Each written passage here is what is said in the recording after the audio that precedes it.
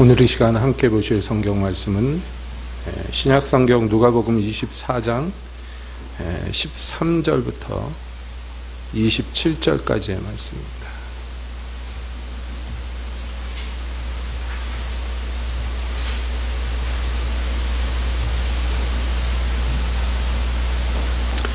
누가복음 24장 13절부터 함께 보시겠습니다.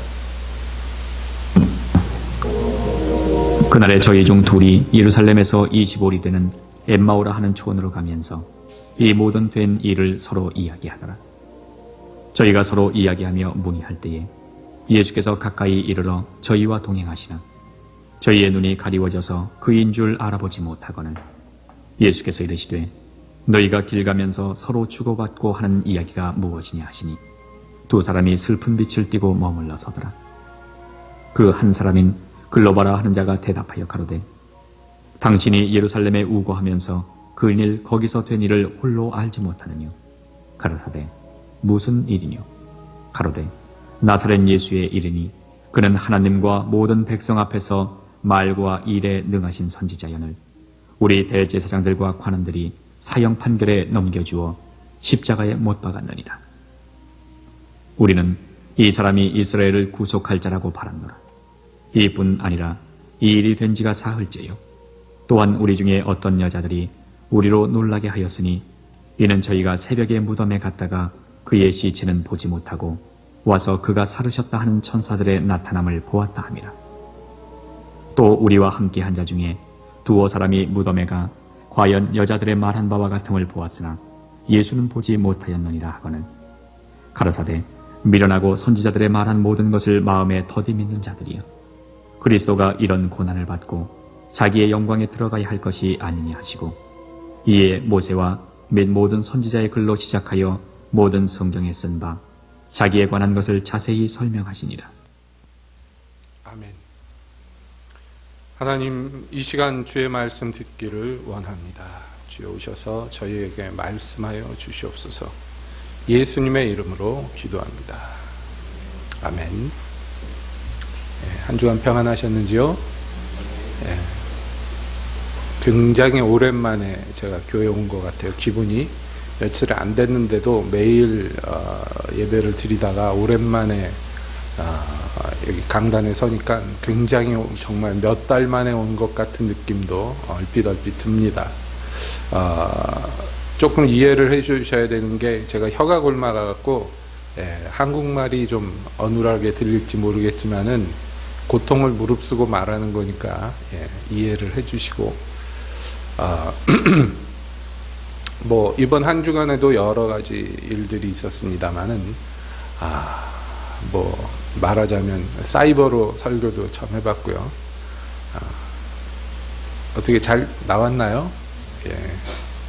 저희 아내는 뭐 소리가 웅웅거려서 잘 안 들렸다 그래서 좀 아쉬운 마음이 드는데 다음에 할 기회가 있으면 좀 더 장비를 투자를 해야 되나 어쩌야 되나 생각 중입니다. 시대가 참 무서운 것 같아요. 저희 금요예배 때 찬양하는 거 찬양 녹화해가지고 저희 채널에다 올려놓잖아요. 유튜브에다 올려놓는데 올려놓고 뭐 아무 생각 없다가 어느 날 들어가갖고 자세히 보니까 관리자 메뉴에 들어가니까 경고가 와 있어요. 무슨 경고인가 봤더니 유튜브 회사에서 경고가 막 와 있는데 저작권을 침해했음 막 와 있어요.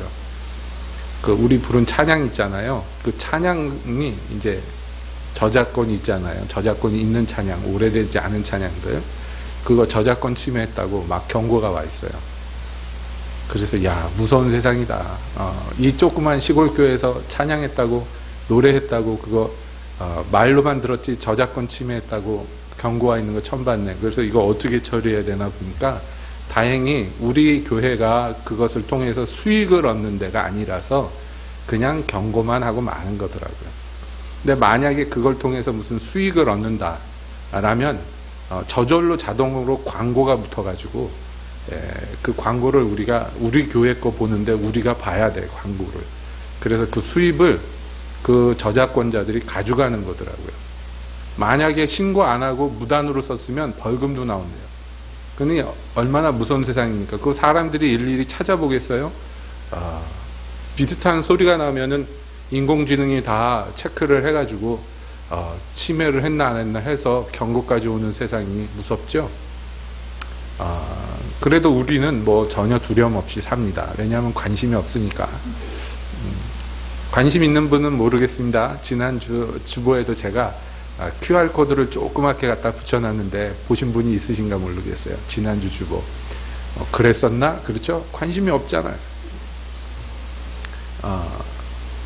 그걸 이렇게 스마트폰으로 스캔하면 사진을 전부 볼 수 있게.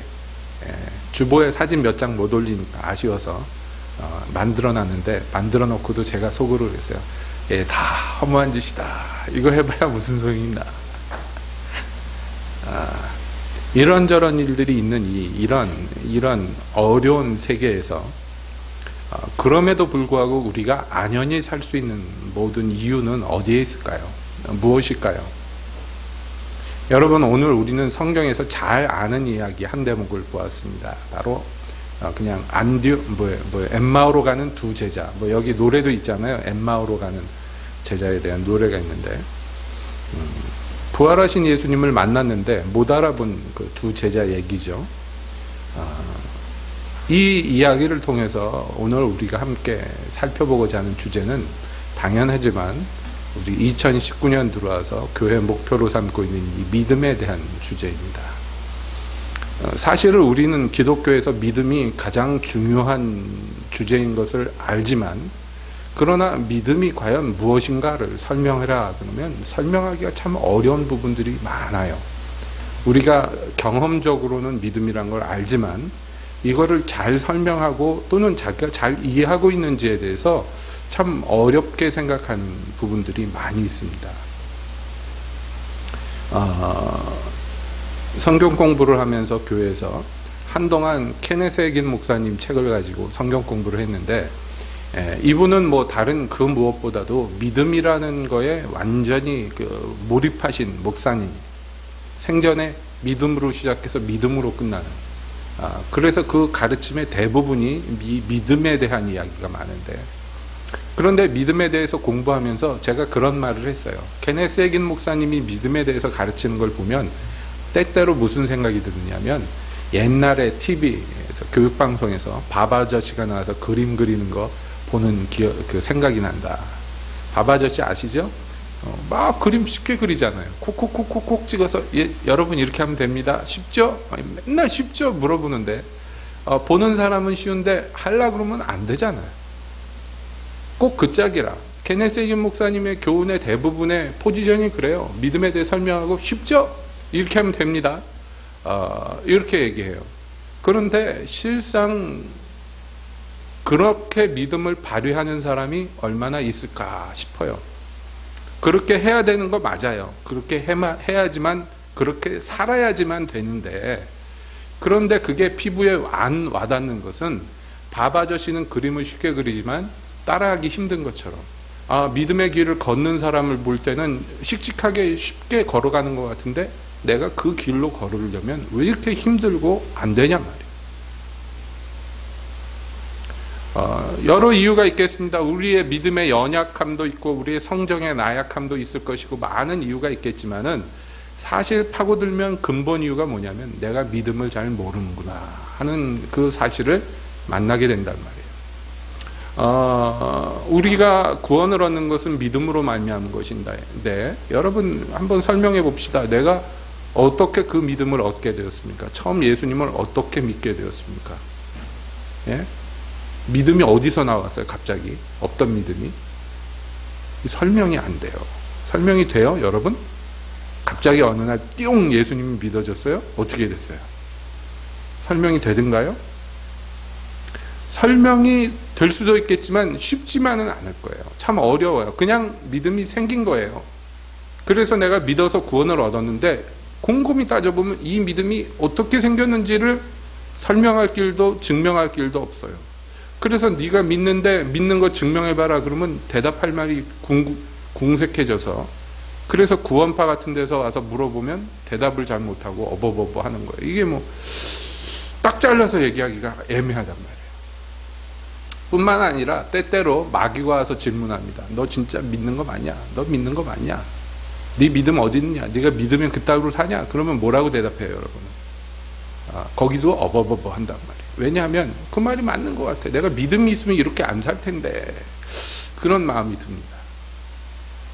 그래서 여러모로 생각해 보면 도대체 믿음이 있는 것 같은데, 내가 믿음을 발휘한 것 같은데, 믿음을 소유한 것 같은데 믿음이 뭔가, 이것을 딱 잘라서 설명할 정도로 이해하느냐, 그거는 또 아니라. 그래서 우리가 성경을 이렇게 살펴볼 수밖에 없는 것이, 믿음에는 여러 요소들이 들어가 있습니다. 그 믿음을 구성하는, 믿음을 믿음답게 만드는 요소 중에 하나는 뭐냐면 소망이에요. 바랄 수 없는 것 중에 바란다, 이게 뭐예요? 믿음이에요. 바랄 수 없는데 바라, 소망할 수 없어요. 뭐 전혀 소망할 근거가 없는데 소망해요. 그걸 뭐라고 그러냐면 믿음이라고 그래요. 그래서 믿음은 바라는 것들의 실상이에요. 그 바라는 것들이 진짜 나타난 게 믿음이에요. 구체적으로 구현된 게. 그렇기 때문에 이 소망은 믿음을 구성하는 데 있어서 굉장히 중요한 요소입니다. 그 밖에도 여러 요소가 있어서 우리가 계속 살펴볼 것인데요. 오늘은 그 소망에 대해서 한번 이야기를 해보려고 합니다. 여기 부활한 예수님을 알아보지 못하고 근심에 쌓여서 엠마오란 동네로 내려가고 있는, 예루살렘을 이제 탈출하고 있는 두 명이 있어요. 그런데 저희가 그 길을 가면서 가만히 간 게 아니라 이 며칠 동안 일어난 일들을 서로 이야기하고 서로 묻고 대답하면서 갔다, 이렇게 돼 있어요. 그 길에서 예수님이 동행했는데 눈이 어두워져서 예수님을 못 알아봤다. 지금 뭐에 대해서 얘기하고 있었겠어요? 예수님에 대해서 얘기하고 있겠죠. 그런데 예수님을 못 알아봤다. 왜냐하면 눈이 어두웠기 때문이다, 이렇게 돼 있어요. 예수님이 가까이 가서 물어보십니다. 당신들 걸어가면서 서로 주고받는 이야기가 무슨 이야기입니까? 그랬더니 슬픈 빛을 띠고 갑자기 걷던 거를 멈췄어요. 왜냐하면 이 사람들은 걸어가면서 얘기했지만 그게 가볍게 얘기할 주제가 아니에요. 이 사람들한테는 굉장히 슬프며 중요하며 가슴 아픈 주제. 그러니까 이런 질문을 듣고 제자리에 멈춰서서 질문한 사람에게 대답하는데, 심각한 어조로 대답하는 거예요. 그건 길 걸어가면서 그냥 이 사람 뭐야? 그리고 휙 지나가면서 몇 마디 던져준 게 아니라 제자리에 서서 말합니다. 예루살렘에서 나오는 길이면서 이 며칠 동안 일어난 일을 당신 왜 모르느냐? 무슨 일이냐? 그랬더니 나사렛 예수님 이야기다, 이렇게 얘기해요. 그러면서 19절부터 보면 글로바라 하는 제자가 한 말이 나오는데, 그는 하나님과 모든 백성 앞에서 말과 일에 능하신 선지자연을 우리 대제사장들과 관원들이 사형 판결에 넘겨주어 십자가에 못 박았느니라. 우리는 이 사람이 이스라엘을 구속할 자라 바랐노라. 이뿐 아니라 이 일이 된 지가 사흘째요. 그러면서 나와요. 여기에서 우리말 성경에 이렇게 돼 있죠. 우리는 이 사람이 이스라엘을 구속할 자라고 바랐다, 이렇게 나 있어요. 다른 말로 하면 소망했다라고 얘기할 수 있는데, 더 정확하게 얘기하면 확신했다라는 말이에요. 어떤 것을 소망하는데 그냥 막연하게 소망한 게 아니라 증거가 있어. 그 바라보는 것들을 바라볼 만한 이유가 있어요. 그러면 그 사람은 당연하게 그거를 확신하게 되죠. 그래서 영어 성경에는 이 바랬다, 이것을 무슨 단어로 써놨냐면 trust, 이렇게 써놨어요. 그 확신했다는 거예요. 확신했어요. 이 사람들이 하는 얘기예요. 우리는, 그러니까 자기들 같은 제자들을 얘기하는 거죠. 제자들은 예수님이 이스라엘을 구속할 구원자라고 확신했다라고 얘기해요. 왜냐하면 이유가 있었어요. 이유가 뭐냐 하면 예수님을 보았는데, 만났는데, 경험했는데 그는 하나님과 모든 백성 앞에서 말과 일에 능한 선지자예요. 아주 능력이 넘치는 선지자예요. 이게 이 제자들이 보았던 증거들이에요. 예, 비슷한 예로서 여러분 그 니고데모라는 사람이 예수님을 찾아왔을 때 이와 비슷한 얘기를 합니다. 선생님은 하늘에서 내려온 선생님이 맞는 것 같습니다. 왜냐하면 하늘에서 주시지 않았으면 아무도 이런 일들을 할 수 없기 때문입니다. 이렇게 말합니다. 그러니까 뭔가 예수님이 하시는 일과 말이 특별하다는 것을 보았어요. 그럴 수밖에 없죠. 얼마나 많은 기적이, 얼마나 많은 교훈이, 얼마나 많은 놀라운 사건들이 예수님의 주변에서 끊임없이 일어났습니까? 정상적인 사고로 예수님을 관찰했다면 여러분 이런 확신이 드는 것이 당연하지. 맞지요?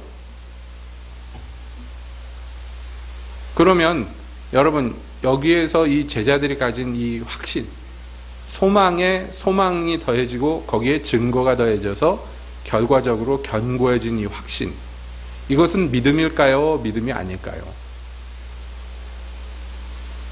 이것도 일종의 믿음이라고 얘기할 수 있어요. 예, 일종의 믿음이죠. 그러면 이게 믿음이라고 칩시다. 그러면 이 두 제자는 지금 현재 믿음 안에 있는 걸까요? 믿음 바깥에 있는 걸까요? 믿음 안에 있어요? 자, 제가 말씀드렸죠? 우리가 믿음에 대해서 잘 모른다. 이 확신은 믿음이라고 얘기할 수 있어요. 그런데 문제는요, 우리가 어떤 것을 증거가 확실하고 그래서 바르게 바라보고, 여러분 제자들이 나름 판단했어요. 예수님을 보고 그것이 틀린 판단입니까? 그가 하나님이 보내신 선지자다, 이스라엘을 구속할 자다. 여러분 이게 잘못된 판단이냔 말이에요. 아니죠. 건전하고 바르게 판단한 거 맞습니다. 그리고 그것을 확신했을 때 당연하지만 그 확신 때문에 자기의 모든 직업과 가족마저도 뒤로 하고 예수님을 쫓아다닐 수 있었어요. 그러니까 이게 믿음이 아니라고는 얘기할 수 없어요. 믿음이 맞아요. 그러나 말이죠, 현재 이 엠마오로 가는 길에 서 있는 이 두 제자가 믿음 안에 있느냐 믿음 바깥에 있느냐고 묻는다면 뭐라고 대답해야지 맞겠습니까?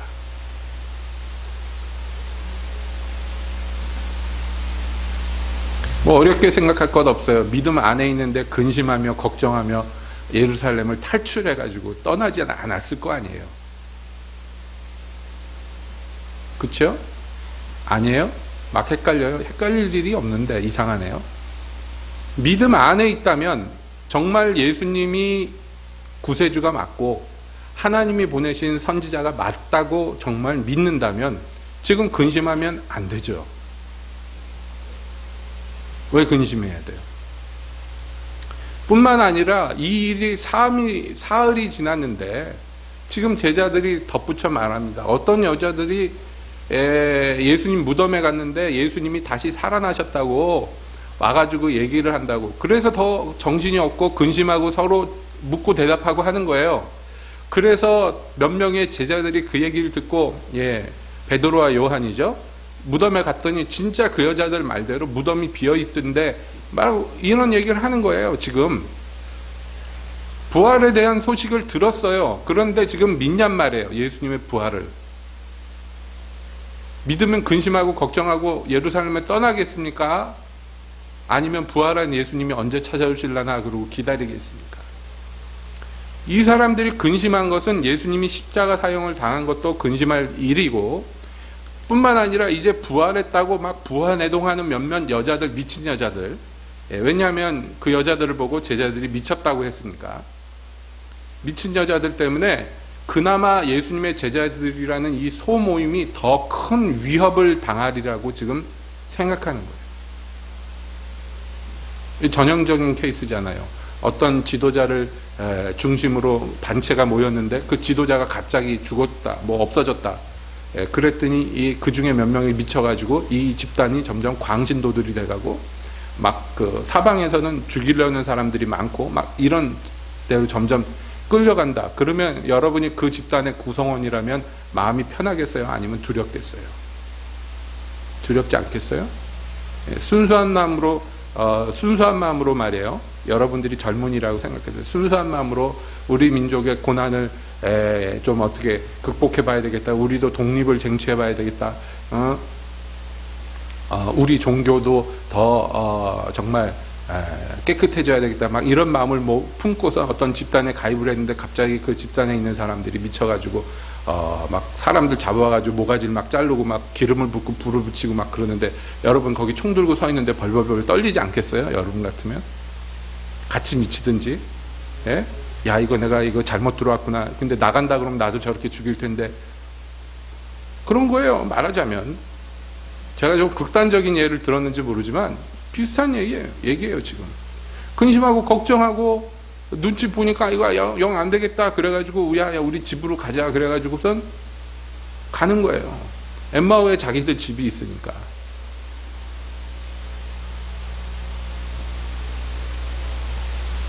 이 사람들이 지금 믿음 안에 있는 사람입니까? 믿음 바깥에 있는 사람입니까? 말이 어려워요. 믿음이 있어요 없어요? 이 사람들이 믿음이 없어요? 있어요? 그럼 뭐 고집을 그렇게 부리세요. 믿음이 없다고 얘기를 합시다. 우리 그냥 간단하게. 왜냐하면 믿음이 있으면 이렇게 행동이 나오지 않아요. 믿음은 항상 행동의 이유가 돼요. 믿음이 있으면 행위가 따라 나가요. 왜 믿음이 있다고 얘기하는지 제가 이해는 합니다. 그래도 일말의 믿음이 있지 않겠는가. 맞아요. 일말의 믿음이 있을 거예요. 그러니까 예수님이 찾아오셨죠. 불쌍하게 여기시고. 그러나 그런 믿음은 건전하고 건강하고 살아있는 믿음이 아니에요. 동정을 받고 구제를 입을 수는 있지만은 이런 종류의 믿음은 어떤 아름다운 결실을 맺지 못합니다. 그러니까 주님의 도우심이 필요해요. 그래서 예수님이 그들을 꾸짖으면서 뭐라고 말씀하시느냐. 25절에서 가라사대 미련하고 선지자들의 말한 모든 것을 마음에 더디밌는 자들이여 라고 꾸짖습니다. 첫 번째 이 사람들에게 있는 문제는 미련하다. 여러분 우리가 계속해서 잠언을 보는데 이 미련하다 이건 굉장히 무서운 말이라는 거 여러분 느끼셔야 돼요. 미련하다 이거는 뭐예요? 예? 거의 하나님한테 저주받았다는 말과 동의어예요. 하나님 백성들에게 있어서는 말이죠. 어떤 사람들에게 이 미련하다 말이 주어지냐면 이방인들처럼 아무 정보도 없고 어떻게 해야지 하나님 믿어야 되는지 하나님이 누군지도 모르는 사람들에게는 이런 말이 잘 안 써지어요. 그런데 하나님을 알만한 게 충분한데도 불구하고 하나님을 모르는 사람들. 왜냐하면 알려고 하지 않았기 때문에. 그것이 지혜 없다, 미련하다라고 얘기합니다. 그들이 미련한 이유가 뭐냐면 선지자들의 말한 모든 것을 마음에 더디 믿었기 때문에. 그러니까 다시 말하면 선지자들의 말한 모든 것을 지금 알고 있어요? 모르고 있어요? 이 사람들이. 알고 있어요. 근데 문제는 뭐냐면 더디 믿는다. 여기 우리말 성경에 더디 믿는다. 이건 속도만 얘기하는 게 아닙니다. 슬로우라고 얘기하지만 느리게 믿는다만 얘기하는 게 아니에요. 이거는 둔하다, 둔감하다 이런 뜻입니다. 잘 느끼질 못하는 거예요. 예. 그렇기 때문에 반응이 느려. 언제 이렇게 되냐? 극단적인 예가 있는데 뭐냐면 양심에 화인 맞았다라고 얘기하는 것이 바로 이런 상태. 느낌이 죽어버린, 신경이 죽어버린 상태. 반응을 제대로 못하는 상태. 그래서 꾸짖으시는 거예요. 왜냐하면 이 사람들은 더 야단을 맞아야 되는데 일반 유대인들도 충분히 이런 종류의 정보들이 많이 있어요. 그러나 여기 이 두 명은 그들보다도 더 많은 것을 배웠어요. 왜냐하면 예수님을 따라다녔던 제자 중에 하나니까. 예수님이 더 많이 교훈하시고 더 많이 가르쳐 주신 더 많은 증거를 얻은 사람들이에요. 기왕에 말이에요. 그럼에도 불구하고 지금 반응들이 이따위로 나오는 것은 뭐가 문제가 있어요. 뭐가 고장났기 때문이에요. 뭐냐 하면 믿음의 회로가 고장났기 때문이에요. 맞아요. 믿는 어떤 장치가 그 안에 있어요. 믿음이란 게 있었기 때문에 예수님을 쫓아왔죠. 이제까지. 아예 처음부터 믿음이 없었으면 예수님을 쫓아오지도 않았을 거예요. 그러나 말이죠. 그러나 그 정도의 믿음 가지고는 결실하지 못해요. 왜냐하면 여러분, 극단적으로 얘기하자면 예수님을 믿고 쫓아온 무리들 중에 누구도 있었느냐면 가룟 유다도 있었어요. 여러분, 가룟 유다가 예수님을 팔았죠.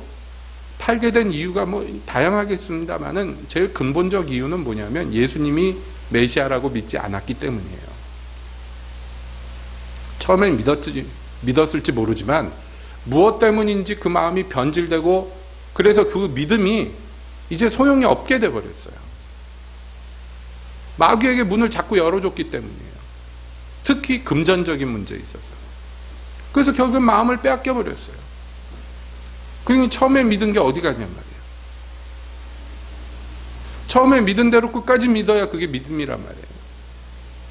여기 두 제자도 마찬가지예요. 처음에 믿었기 때문에 예수님을 이제까지 쫓아왔겠지만, 그러나 그 믿는 과정 중에서 지금 뭐가 고장이 났어요. 뭐가 고장이 났냐? 특별히 주님의 말씀을 빨리빨리 잘 바르게 이해했어야 되는데 거기에서 실패한 거예요. 그러면서 예수님이 말씀합니다. 그리스도가 너희가 지금 근심하는 이런 문제들, 이런 종류의 고난을 받고 결국에 자기 영광에 들어가는 게 맞지 않냐? 왜 이게 막 불행한 사고라고 생각을 하냐 말이에요.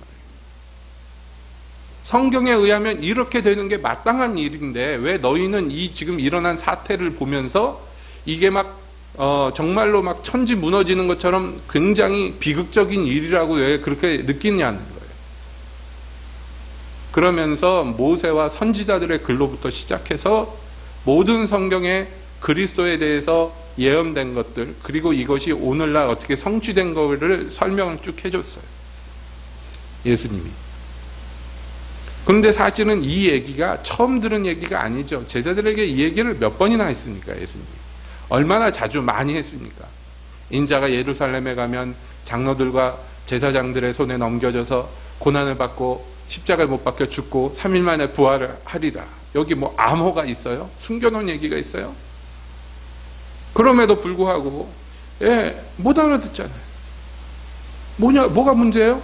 알아듣는 장치가 고장이 난 게 문제. 그게 더디 믿는 마음이에요. 예수님이 비유로 얼마나 많이 말씀하셨어요. 어느 왕에게 한 아들이 있는데 뭐 이러면서 비유를 얼마나 많이 하셨어요. 누구 얘기하는 거예요 지금? 예수님 얘기하는 거 누가 들어도 알죠. 뿐만 아니라 비유로 말씀하시고 또 나중에 제자들에게 가서 따로 또 설명을 해주세요. 비유를 풀어서. 다른 사람들에게는 설명이 안 되지만 너희들에게는 이게 허락되었다. 그러면서 이 천국의 비유에 대해서 따로 설명을 해주셔요. 자, 이 정도로 많은 은총을 입었으면 알아들어야 돼요. 뭐가 문제냐 말이에요. 뭐가 문제예요? 더디 믿는 마음, 이게 문제예요. 참 감사한 것은 이렇게 예수님의 말을 듣는 가운데 이들의 마음이 변화받기 시작했어요. 그래서 이 뒤에 얘기를 아시겠지만은 엠마오에 도착했는데 예수님은 계속 가려고 그러는데 붙잡잖아요. 처음에는 그렇게 관심이 없었어요. 근데 이제 예수님을 붙잡아요. 함께 유하자고. 그래서 함께 집에 가서 떡을 뗄 때 예수님이 축사하고 떼어서 저에게 주셨을 때 눈이 밝아져서 비로소 예수님인 줄 알아보았는데 갑자기 예수님이 사라지셨어요. 그랬더니 그 둘이 또 서로 얘기하기 시작해요. 네, 어떻게 얘기하느냐? 길에서 우리에게 말씀하시고 우리에게 성경을 풀어주실 때 우리 속에서 마음이 뜨겁지 아니하더냐? 라고 얘기하더니 그 밤중에 일어나서 즉시로 예루살렘으로 돌아가요. 행동이 달라졌어요. 자, 이 과정을 봅시다. 여기에서 이 두 명의 믿음에서 탈선했던 이 두 제자가 어떻게 예루살렘으로 복귀하게 되는가, 그 과정을 우리가 보면서 결정적인 이 행동의 차이를 일으킨 것은 무엇입니까? 바로 예수님이 말씀을 풀어서 설명해 주시는 것을 알아들었기 때문이었어요. 그러니까 말씀을 더디 믿던 사람들이 이제 믿는 사람으로 바뀌었어요. 말씀을 풀어주실 때 마음이 뜨겁지 아니하더냐. 이건 뭐예요?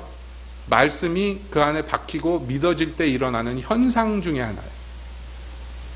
여러분 이게 무슨 얘기인지 아시죠? 경험해 보신 분들은 알 거예요. 맞아요. 마음이 막 뜨거워져요. 말씀을 들을 때. 언제? 우리 마음이 둔함을 벗어버렸을 때.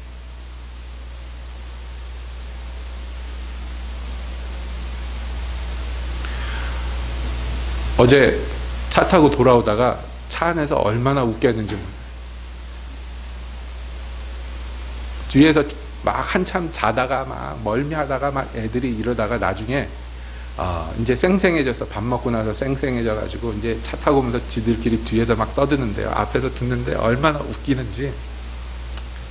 그 세희라고 있죠. 세희가 몇 학년이죠? 5학년인가? 예. 그 옆에 앉은 수성이가 1학년인가요? 2학년 되나요? 2학년인가요? 네, 3학년 돼요. 수성이를 옆에 앉혀놓고 훈계를 합니다. 수성이 너 왜 그렇게 하느냐. 그래서 너 왜 캠프 동안에 목사님 말씀하는데 말씀 안 듣고 동규랑 장난치고 떠들고 왜 그러냐. 그랬더니 수성이가 이제 듣기 싫잖아요. 잔소리 하니까.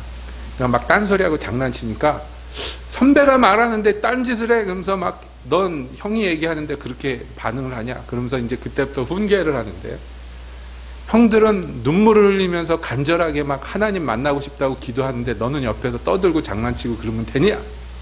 막 야단을 치는데 그 얘기를 듣는데 얼마나 웃기는지. 그런데 세희가 막 그 훈계를 하고 있으니까 옆에 있는 그 형들이 거기 껴들어서 한마디씩 합니다. 맞아. 나는 울었네. 쟤도 울었네. 너는 안 울었네. 그랬더니 사실 나는 울었는데 금방 닦아서 안 보인 거지. 나도 많이 울었다는 뭐 이러면서 막 그러면서 이제 얘기를 막 나누는데 장난이 아니고 진지하고 심각하게 얘기를 막 해요. 그러면서 이렇게 형들이 은혜 받는데 너는 그렇게 장난치고 떠들고 그러니까 은혜를 못 받지 않느냐. 막 안타까움에 훈계를 하는 거예요. 그러면 안 된다. 형이 이렇게 얘기하는데 딴 데 보고 그러면 되냐. 너 막 뭐 딴 얘기하면 너 왜 다른 주제로 넘어가려고 일부러 그러냐. 그러면서 또박또박 막 훈계를 하는데요. 얼마나 웃기는지요. 그러더니 이제 피를 받았는지 울진에 다 오니까 점점 더 아쉽죠. 애들이 막 얼마나 아쉬운지 몰라요. 목사님 여름에도 꼭 가야 돼요. 여름에도 가지요. 막 그러는데 뭐라 그러냐면 이제 거기서 배운 찬양을 막 부르기 시작했어요. 몇 놈이 부르니까 막 따라서 와 부르는데 한 영찬이가 10명쯤 된 것 같아요. 이쁘게 부르는 게 아니라 고래고래 목도리 다 쉬어가지고 고래고래 부르더니 추임새가 막 들어갑니다. 여러분 이렇게 될 것을 믿습니까? 믿는 사람 아멘. 그러면 뭐 옆에서 아멘 하고 그러면서 막 그 방언 기도하는 거 흉내를 막 내요. 여기서 뭐 알랄랄라 딸딸딸딸 막 지들이 막 흉내를 내. 그러니까 그 집회를 재현을 하는 거야. 거기서 이쪽에서 막 노래를 부르고 한 놈은 이 노래 부르고 한 놈은 저 노래 부르고 한 사람은 뭐 앞에서 목사님 흉내 내는 거죠. 인도하는 목사님 흉내 내면서 뭐 앞에서 고래고래 소리 지는 흉내 내고 옆에서는 알랄라 따따하고 막 제가 운전대 앉아서 홀라나다 홀라대 그게 얼마나 흐뭇하고 즐겁고 재밌는지 몰라요. 영적인 거에 관심을 갖고 종교적인 관심을 갖고 마음이 뜨거워서 그게 장난을 해도 놀아도 그런 종류의 장난을 하고 노는 거예요.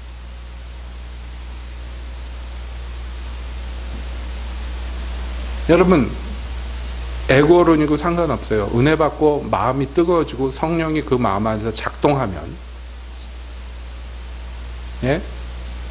행동이 달라져요. 낙심하고 근심에 쌓여서 여기 있다가는 죽도 밥도 안 되겠다. 얘네들하고 같이 여기 있다가는 다 잡혀가서 죽겠다. 탈출했던 두 제자. 그 즉시로 일어났어. 다시 예루살렘을 돌아가서 우리가 부활한 예수님을 만났노라 하고 가서 이야기합니다.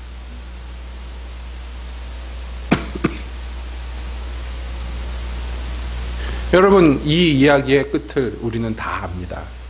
이렇게 모인 제자들, 여기에서 부활한 예수님 만나고 저기에서 부활한 예수님 만나서 이제 마음이 깨트려지고 변화받고 더듬있던 그 굳은 마음들이 버려지고 이제 진짜 예수님을 경험하고 부활한 예수님을 만났을 때, 그때까지는 자기들이 알고 있던 그 증거들, 상식들로 말미암아 이 사람, 이 정도의 사람이면 충분히 우리의 구속자, 구세주가 될 만하다라고 믿었던 사람들이 진짜를 안 거예요. 진짜 구세주구나, 이분이 진짜 메시아구나, 진짜 그리스도구나 안 거예요. 이제까지 알았고 믿었던 것도 나름 확증이 있고 확신이 있었지만 그거는 진정한 의미에서의 믿음이라고 얘기하기엔 뭐가 부족해요. 왜냐하면 자기들이 확신했던 그 확신이 깨뜨려졌을 때 그냥 넘어져 버려요. 왜 그런지 아시죠? 그 확신의 재료로 삼았던, 증거로 삼았던 것들이 자기들이 보고 느끼고 판단했던 것들을 증거로 삼았기 때문이에요. 그때 예수님이 하신 말씀은 뭐였냐면, 너희가 믿음의 증거를 무엇으로 삼아야 되느냐 하면 바로 모세와 선지자들의 글, 성경으로 말미암아 그 증거를 삼았어야 된다는 거예요. 여기 이 제자들의 믿음의 실패, 말하자면 실패의 제일 큰 원인은 여기에 있습니다. 그들이 나름 믿음이라는 게 있었지만은 그 믿음은 자기 판단 하에서의 믿음이에요. 자기가 바라보고 경험하고 맛본 거, 그게 그 믿음의 근거가 돼요. 그러니까 그 근거로 믿었던 것이, 자기가 확신했던 것이 이렇게 기대했는데, 이렇게 소망했는데 그 소망의 방향대로 나아가지 않을 때 그거 믿음은 바로 무너져 버려요. 그러나 진짜 이 사람들이 성경으로 믿었다면, 그래서 구약의 그리스도가 어떤 고난을 받고 자기 영광에 들어가야 될 것을 이미 알고 있었다면, 여러분, 이 사람들이 예수님의 십자가를 보고 슬퍼는 했을지 모르지만 거기에서 낙담하고 근심하지는 않았을 겁니다. 그래서 모든 믿음의 근간은 뭐를 이루어야 되느냐? 내 말을 듣고 그대로 행하는 사람은 자기 집을 반석에 주초를 둔 것과 같이 반석에다 짓는 사람과 같다 그랬어요. 내 말을 들었지만 그것을 근거로 삼지 않는 사람은 뭐와 같아요? 모래에다 집을 짓는 것과 같아요. 집을 져놨을 땐 똑같이 집이에요. 그 집이 이상이 있는 거 아니에요. 집은 멀쩡해요. 아니, 오히려 모래에다 쌓아놓은 그 집이 더 쉽고 더 빨리 지을 수 있어요. 그러나 문제는 여기 예수님의 이 십자가와 같은 이 돌발 사태, 자기들이 예상하지 못했던 막 충격적인 일, 이런 시험과 고난이 막 몰아닥칠 때 모래에 집을 지은 사람은 그것이 무너져서 무너짐이 심히 클 거예요. 그러나 주님의 말씀에 기초하여 거기에다 집을 지은 사람은 큰 물이 나고 홍수가 나도 영락없어 그냥 견고해요. 왜냐하면 그 믿음의 근거가 자기에게 있지 않아요. 자기 판단, 자기 확신에 있지 않아요. 여러분, 초두에 말씀드렸죠. 믿음은 소망이라는 요소가 있다. 근데 이 소망은 내가 바라보고 내가 볼 수 있는 것을 보았기 때문에 소망하는 것은 소망이 아니에요. 예? 보이는 것을 바라는 게 무슨 소망이에요? 보이는 건 그냥 보이는 거지. 그건 현실이죠. 우리의 믿음을 이루는 소망이라는 것은 보이지 않고 볼 수 없는데 그것을 믿음으로만 볼 수 있는 것을 바라는 것이 진정한 의미의 소망이에요. 예수님이 죽어서 무덤에 누였지만은 이 사람에게 믿음이 있다면 진짜 소망이에요. 그분이 다시 살아날 것을. 여러분, 오늘날도 마찬가지예요. 예수님이 우리 눈에 보이지 않고 손에 잡히지 않지만 다시 오신다 말씀했으니까 다시 오실 것을 바라보는 사람은 어떻게 사느냐? 다시 오실 예수님 만날 것을 준비하면서 산단 말이에요. 그게 자기에겐 현실이니까. 예수님이 곧 오시는 것이 내게는 현실이니까. 그분을 맞을 준비를 하면서 사는 것이 내게 진짜 현실이 되는 거예요. 그러니까 여러분, 내 안에 무슨 확신이 있고 확증이 있고 그것을 확증할 만한 증거가 있고 그렇다 할지라도 여러분의 믿음의 근거에 무엇이 있어야 됩니다. 주님의 약속, 주님의 언약, 주님의 말씀이 그 근거를 이루어야 되고, 그러기 위해서는 우리의 마음이 말이에요. 마음이 그 말씀에 열려 있어야 돼요. 그래서 민감하고 예민하게 말씀에 반응하는 사람, 더디 믿는 사람 아니고 더디 반응하는 사람 아니고, 얼마든지 반응하는 사람, 우리가 그렇게 돼야 됩니다. 그렇기 때문에 우리의 믿음이 건전하고 바르게 서기 위해서 여러분, 우리가 애쓰고 힘써야 될 것은, 첫 번째는 뭐예요? 뭐니 해도 주님의 말씀을 읽고 듣고 묵상하고 외우고 행하고, 이런 기본적인 것, 하나님이 여호수아에게 명하셨던 것과 같이 이 율법책을 내 입에서 떠나지 말게 하고 주야로 읽고 묵상하고 그 가운데 적힌 대로 다 지켜서 행하고, 이런 기본적인 것들. 왜냐하면 믿음은 항상 말씀을 들으면서 나기 때문에.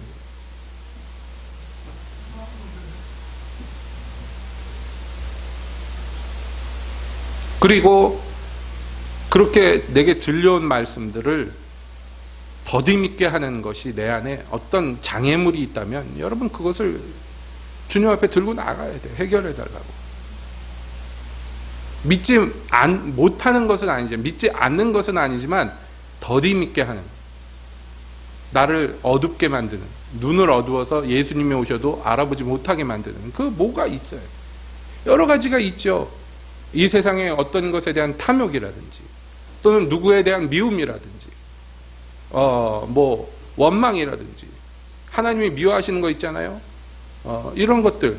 그래서 주님의 말씀이 내 귀에 들리지 못하도록 그 교제의 벽을 만들어 놓는 것들. 내게 있는, 예를 들어 교만이라든지, 아니면 이거 잘못인데 알면서도 지속적으로 저지르는 범죄라든지, 나쁜 습관들, 영적인 나쁜 습관들, 또는 이렇게 해야지 하나님의 뜻이 맞는데 하는데 지속적으로 순종하지 않는 것들, 이런 것들이 고질병으로 남으면 여러분, 이게 다 장애물이 돼서 이런 게 쌓이고 쌓일 때 주님의 말씀이 점점 희미해지고 안 들리는 거예요. 그러면 내게 무슨 확신이 있어도 그건 믿음이라고 얘기하기는 죄송하지만 병든 믿음, 죽은 믿음으로 그냥 전락해버릴 가능성이 높은 것이죠. 여러분, 그러므로 기회가 있을 때 주님 앞에 바로 서서 정직하게 자기를 나타내시고 스스로를 돌아보시기 바랍니다. 여러분, 어떻습니까? 주님께서 여러 차례 말씀하신 게 있는데 짐짓 거절하고 고집 피우는 거 있습니까? 그리고 주님의 말씀을 들을 수 있다고 착각하면 곤란해요.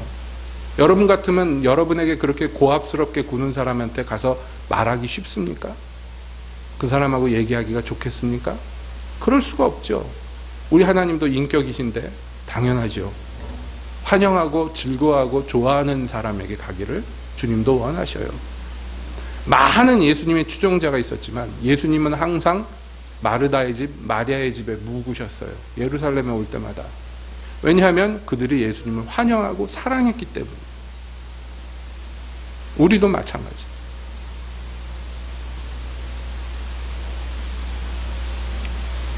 예수님이 이들에게 찾아오셔서 이들의 의심을 거두어 주시고, 그 다음에 이들과 먹고 마시고 교제하시고, 그리고 그들에게 말씀합니다. 내가 너희와 함께 있을 때에 너희에게 말한 바 곧 모세의 율법과 선지자의 글과 시편의 나를 가리켜 기록된 모든 것이 이루어져야 하리라 한 말이 이것이니라. 지금 오늘날 일어나는 이 일이라. 전에 많이 말하지 않았느냐 하고 그들의 마음을 열어서 성경을 깨닫게 하셨어요. 45절에 나와요. 이제까지 들었던 이야기들, 들었으나 그냥 지나갔던 것들, 못 알아들었던 것들, 이런 것들을 깨닫게 하시고, 이같이 그리스도가 고난받고 제3일에 죽은 자 가운데서 살아날 것과 또 그의 이름으로 죄사함을 얻게 하는 회개가 예루살렘으로부터 시작하여 모든 족속에 전파될 것이 기록되어 있었는데, 이게 지금 오늘 이루어지고 있어요. 너희가 이 모든 것을 깨달았는데 그렇기 때문에 너희가 이 모든 것의 증인이다. 이 모든 일의 증인이다 하고 이 제자들에게 말씀하여요. 그리고 증인된 이들에게 또한 당부합니다. 그러니까 너희가 이 증인 노릇을 하기 위해서 또 약속된 아버지의 주시리라 약속된 성령 그것을 받기까지 이 성에 기다려라 라고 당부하고 부활하셨다. 누가복음이 이제 그렇게 마칩니다. 그리고 이제 사도행전 시작과 연결이 되죠. 자, 이 말씀 앞에서 저희는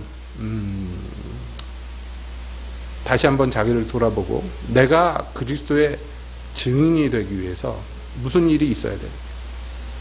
내 마음을 열어서 말씀을 깨닫게 하는 주님의 역사, 은혜가 있어야 되고, 그리고 그것을 깨달았을 때 야 이렇구나 좋구나 하고 끝나라고 감상하라고 깨닫게 한 것이 아니고 그 깨달은 것에 증인이 되라고 깨닫게 하신 거라는 것을 우리가 깨달아야 돼요. 그래서 이 증인을 할 수 있도록 주님의 능력을 기다리고 바라고 소망하고, 그래서 우리의 믿음이 온전해질 때 우리의 증인 노릇도 온전해질 것을 확신합니다. 이 건전하고 온전한 믿음으로 굳게 서서 요동하지 않는 믿음으로 열매 맺고 증인 노릇하는 우리 새빛교회 되시기를 예수님의 이름으로 축복드립니다.